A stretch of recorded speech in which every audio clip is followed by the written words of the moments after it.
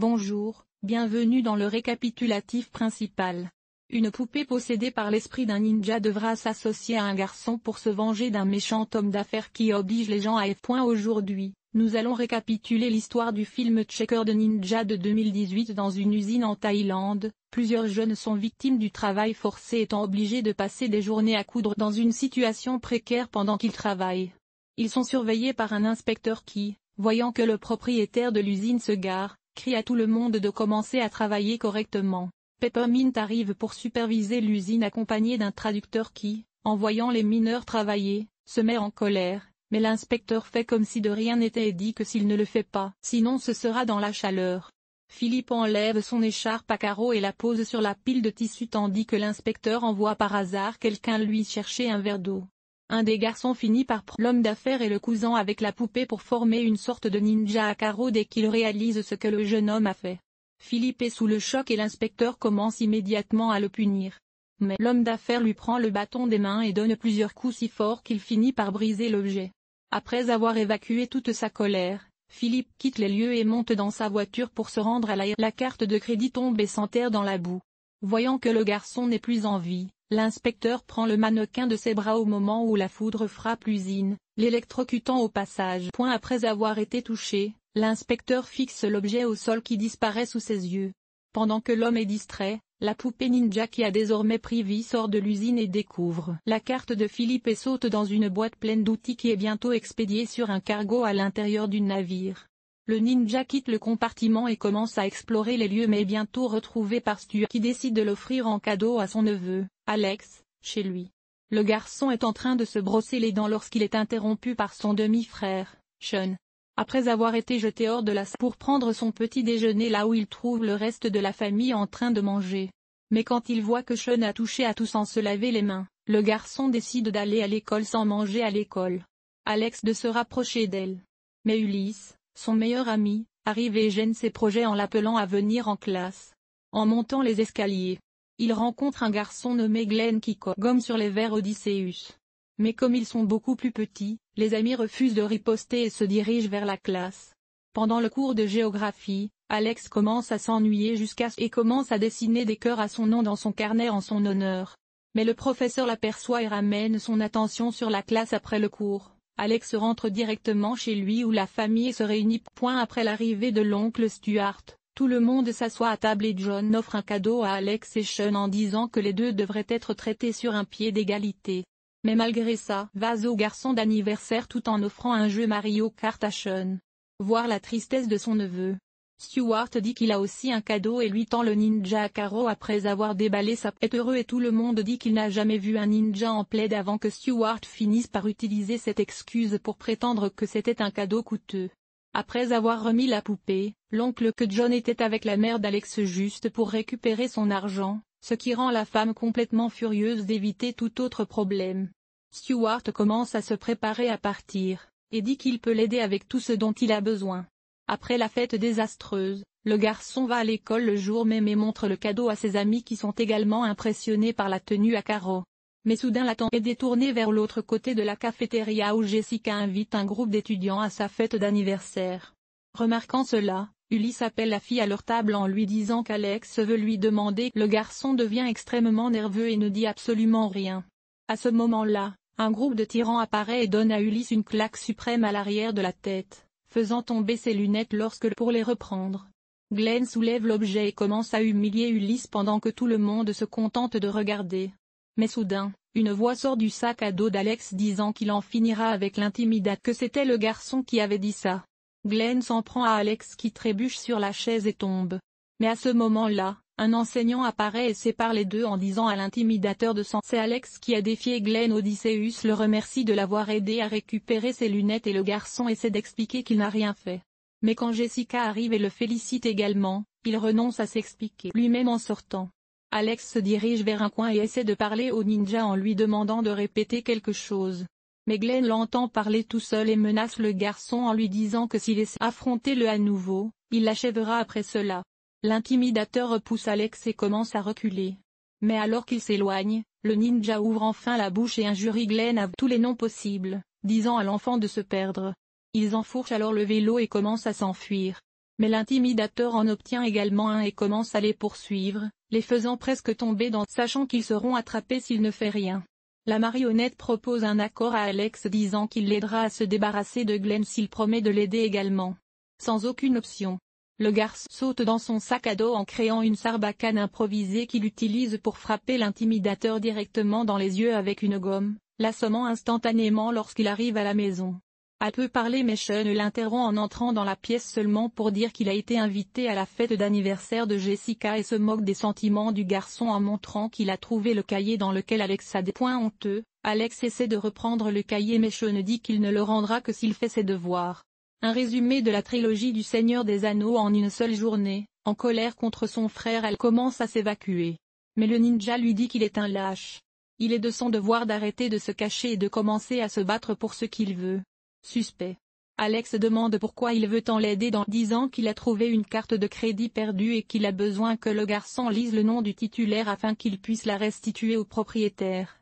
Il accepte alors et dit que la carte appartient à Philippe et le même nom de famille et commence à se demander s'ils sont liés pour le découvrir. Alex descend à la cuisine et commence à poser des questions sur le père de la fille jusqu'à ce que son beau-père confirme qu'il sait. La nuit tombe. Le ninja entraîne Alex hors de la maison et commence à parler de la manière dont le garçon devrait approcher Philippe car, selon lui, il souhaite rendre la carte personnellement. Il suit les instructions de la poupée jusqu'à ce qu'ils arrivent sur un terrain de jeu où ils commencent à réfléchir un plan pour retrouver Philippe. Ils conviennent finalement que la meilleure option est d'inviter le garçon à la fête. Alex affronte Glenn pour impressionner Jessica, mais le garçon n'aime pas du tout l'idée et dit qu'il n'a aucune chance de le vaincre car il est beaucoup plus petit que lui. Mais le jouet parvient à assommer Alex facilité, prouvant que la taille ne veut rien dire. Le lendemain matin pendant que Sean rend le cahier et récupère son travail, John se présente et se dispute avec Alex pour avoir quitté la maison sans autorité. La mère du garçon se présente et pose des questions sur un magazine très étrange que le ninja a mis dans le tiroir de son beau-père. Après s'être débarrassé des réprimandes, Alex se rend à son cours de menuiserie distraire l'enseignant pendant qu'il récupère des outils dans le magasin. Mais comme il n'a aucune idée, le garçon finit par dire qu'il veut apporter son épée à l'école, ce qui le conduit au bureau du directeur pendant qu'attend. Il voit Sean se faire réprimander pour avoir déformé le résumé et commence à se moquer de lui mais cela se retourne contre lui lorsque le garçon montre qu'il a encore une copie du dessin et qu'il la donnera à ce moment-là, Alex se désespère et s'en prend à son frère pour tenter de récupérer la feuille. Mais le proviseur apparaît et interrompt la bagarre, appelant Sean pour parler de ses devoirs paniqués, disant que sa vie sera ruinée. Mais le ninja lui dit que pleurnicher ne servira à rien et qu'il doit faire quelque chose. À ce moment, un employé de l'école entre dans une salle et utilise la radio pour donnant une excellente idée à la poupée à carreaux. Dès que l'homme quitte la pièce, le shinobi en tissu s'infiltre et utilise sa capacité à imiter les voix pour se faire passer pour Alex et déclarer toute l'école pour l'entendre. Pendant que le garçon commence à paniquer dehors en essayant d'arrêter le ninja. Dès que la marionnette termine son discours, le metteur en scène quitte la salle et félicite lui-même de cette façon. Alors que Sean est simplement parti sans réaction. Après les aveux, ils se rendent à la cafétéria où le ninja demande à Alex de grimper sur la poubelle et de bouger ses lèvres. Même s'il a peur, le garçon accepte et commence à mimer tandis que la poupée à carreaux se moque de Glenn en le défiant dans un combat sur la cour de récréation où le perdant doit aller à l'école comme il est venu au monde. Une semaine après qu'Alex ait été retiré de la benne par un superviseur, Jessica va le voir et lui dit que s'il est encore en vie après la bagarre, il peut venir à sa fête après les cours. Ils retournent où le ninja explique que leur choix d'emplacement leur donne un certain avantage car ils peuvent préparer le terrain dans cet esprit. Le duo commence à faire des modifications sur le ring pendant qu'Alex en profite de son temps libre pour entraîner ses compétences, devenir un excellent combattant et se rapprocher de plus en plus du ninja. Après beaucoup de travail, il termine enfin les modifications. Et à Origine, découvrant que son ami en peluche est en réalité la réincarnation de Tekoa, un shinobi chargé de protéger les 10 derniers garçons ayant réussi à survivre à une attaque contre le clan. Alors que n'a accomplir sa mission. Un prêtre a révélé sa localisation chez le samouraï qui s'y est rendu pour terminer le travail. Mais même si le ninja parvient à vaincre ses ennemis à lui seul, il échoue en jurant de se venger après sa disparition. Une légende est née selon laquelle l'esprit de Nakamura se déplace comme la foudre et apparaît chaque fois que du mal est fait à un innocent et peut se manifester même sous un chiffon. Le couple rentre chez lui et le lendemain matin, ils font leurs derniers préparatifs, en prenant des œufs et d'autres objets de la maison d'Alex sur le terrain de jeu. Tout le monde les attend jusqu'à ce que du haut des montagnes russes. Seulement pour distraire Glenn alors que le garçon arrive par derrière et casse l'œuf directement au visage de l'intimidateur, profitant du fait qu'il s'essuie les yeux, tout en jetant de l'huile sur le bois, faisant glisser Glenn lorsqu'il essaie de le suivre.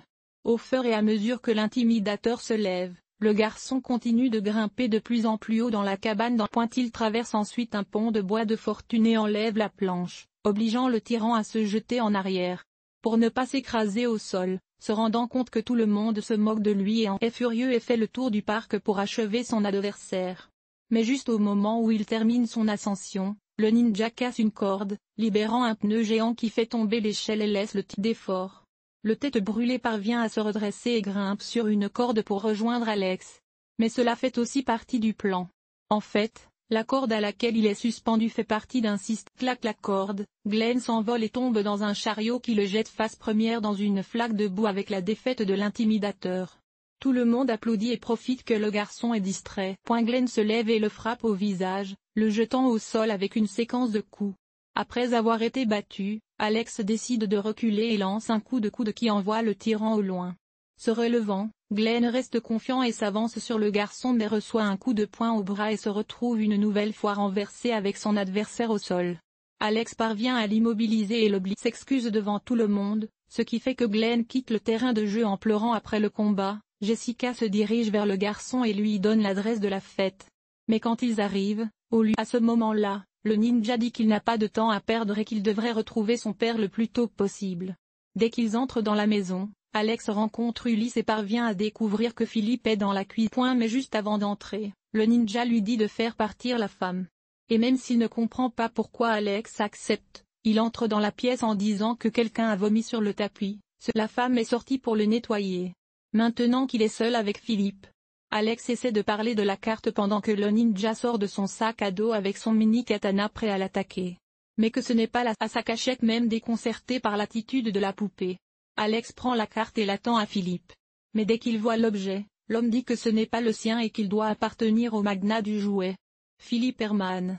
Après avoir clarifié l'erreur, Alex sort de la cuisine et commence à poser des questions au ninja qui insiste sur l'histoire du retour de la carte de crédit. Mais quand Jessica arrive, le garçon accepte sans hésitation laissant la poupée furieuse profiter de la fille qui va aux toilettes. Le tissu shinobi commence à traiter Alex de traître en disant qu'il l'a aidé et maintenant il refuse de revenir. La faveur d'essayer de le calmer. Le garçon dit qu'il l'aidera après la fête mais le ninja se sent toujours trahi et jette du soda dans son pantalon, donnant l'impression qu'il est tout mouillé. Irrité, Alex de suivre le ninja sur la piste de danse où le mannequin en profite pour imiter sa voix et dire qu'il a mouillé son pantalon. Mais heureusement pour le garçon, personne n'y prête attention. Puis les coups à là où Jessica utilise la voix du garçon, elle commence à l'offenser en disant qu'elle n'est pas assez bien pour lui. Extrêmement nerveux, Jessica sort de la salle de bain et fait face au vrai Alex. Après avoir écouté ses explications, la jeune fille décide de se venger et se déclare à Ulysse en partant avec le jeune homme en dehors de la fête. Alex rencontre le ninja et ils discutent de leur relation. Encore une fois jusqu'à ce que le mannequin admette qu'il a réagi de manière excessive et promet qu'il arrangera les choses s'il aide sans trop de choix. Le garçon accepte et les deux se rendent dans la vraie maison des Philippe sous le caméra pour s'introduire même sans en comprendre la raison, confie Alex à Nakamura.